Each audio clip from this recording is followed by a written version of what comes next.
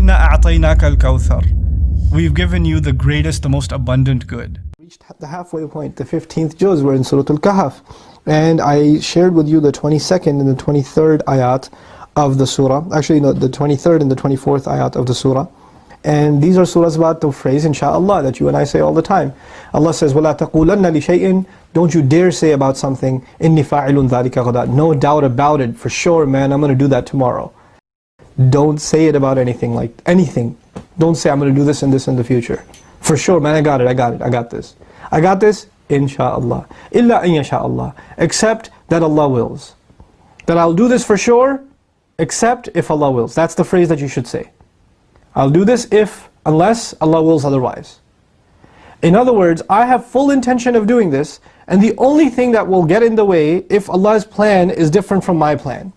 That is not under my control. That is the intention of saying, insha'Allah, illa an yasha'Allah, unless Allah actually wills otherwise. Now when we say insha'Allah, we say, I will do this if Allah wills. We say it in the positive sense too.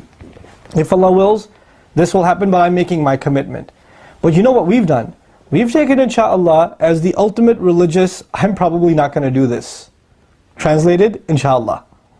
Hey brother, are you coming to the program? Yeah, insha'Allah. Are you going to be able to make the deadline? Yeah, insha'Allah, insha'Allah. You say it twice, you know, it ain't going to happen. It's not going to happen. So we've turned something that's supposed to be a recognition that the future is not in our hands into something that's saying, I'm not responsible. I'm not responsible. And that's a joke. That is not how it's supposed to be.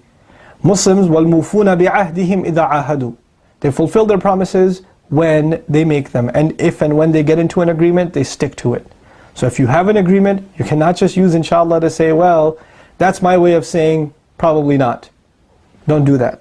Don't use insha'Allah like that. However, you should use it in the correct meaning and with correct belief. And what is that? I'm going to do my best to make it to this meeting, to this appointment, to the class. And the only thing I can't control is the will of Allah. Because if Allah decides there's going to be a storm tomorrow, or my car's not going to start, or I'm not going to be healthy enough to wake up, I don't know any of those things.